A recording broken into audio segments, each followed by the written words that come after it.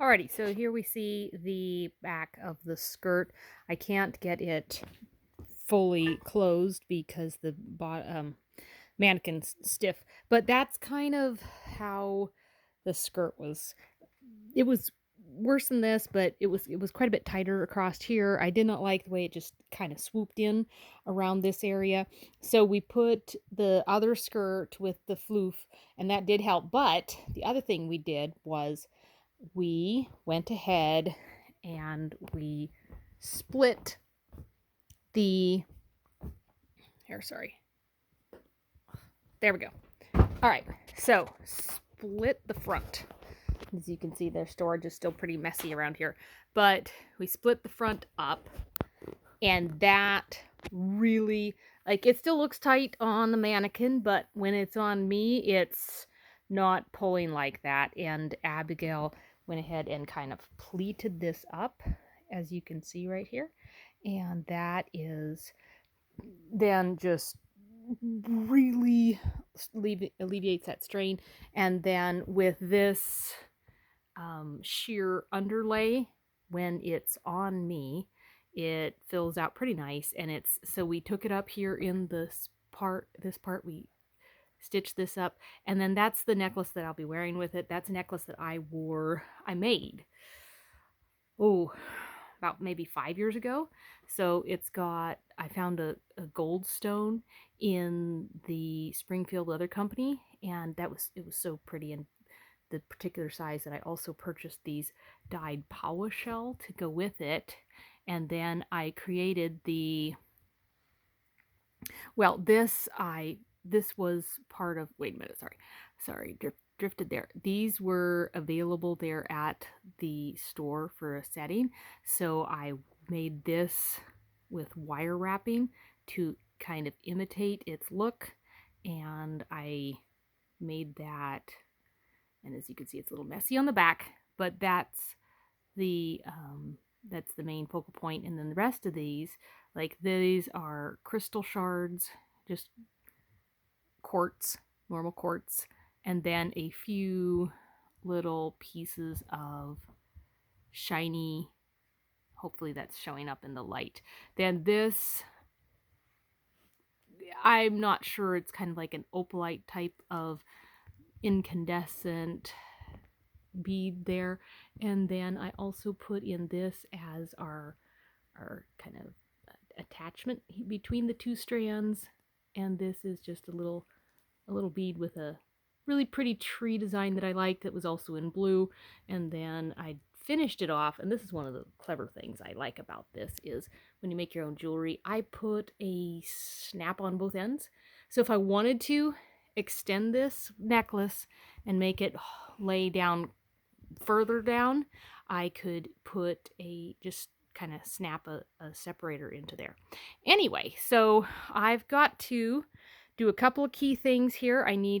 These have been pinned, but this is what needs to be taken in for me to be fitted here in the bodice. We did, as I see here, is we split this open. This kind of came right across here, which was way too high for my likes. So we split it open, and I need to stitch this down. Then I have already stitched this down. I'm not sure if I'll consult with Abby what she thinks on that. Like, it's possible she's going to want to lay this in a little more floofy of a manner so that how this the cap on the sleeve ends up laying. But yeah, so with the other thing having the same exact kind of sequence, like these little sequiny things, the exact same thing was on the other dress. And so if we wanted to, we could come in here and apply some sequins to the sleeve or not, or we could even come down here at the bottom and make some down here. But as you can see, there's the shorter slip area is what we've got going on down here. So that gives me a little bit more just body, and that is what we're dealing with. So yeah, this is a little bit long.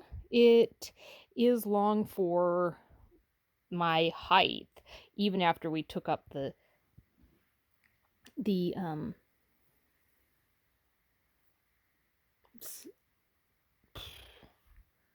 took up the shoulders. So this is a, let's see what, there we go. So there we go. And I'll need to catch this. In future, possibly we could like put a rosette here. We could put actual floral arrangements there. We could pin it with like a pin, a decorative pin.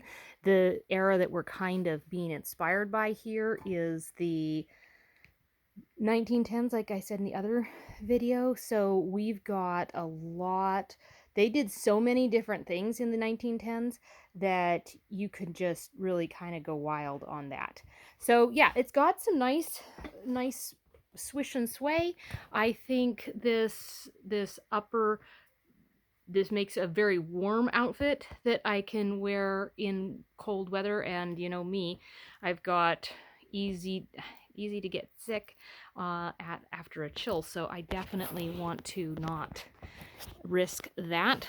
But it's gonna be nice that I can stay warm, still look, I think the color combo is really going to work out. I love the way this sheer overlays the white very nicely. And then I'm kind of looking forward to wearing something with sparkle, because this will be like, ooh, kind of one of my first wear out in public things that actually had sparkle. I mean, there have been a few garments that I ended up with kind of randomly, accidentally having some sparkle, and they were kind of like, oh, don't wear those where anyone can see you type of a thing. But this is going to, and it's the fact that it goes so well with this gold stone, this blue gold stone that I've had for years. And so then that's, I think it's coming together. I'm excited, and we shall see how it all comes together. And like I said, I got to get to work on it. So that's the vision. Alrighty. Thanks. Bye.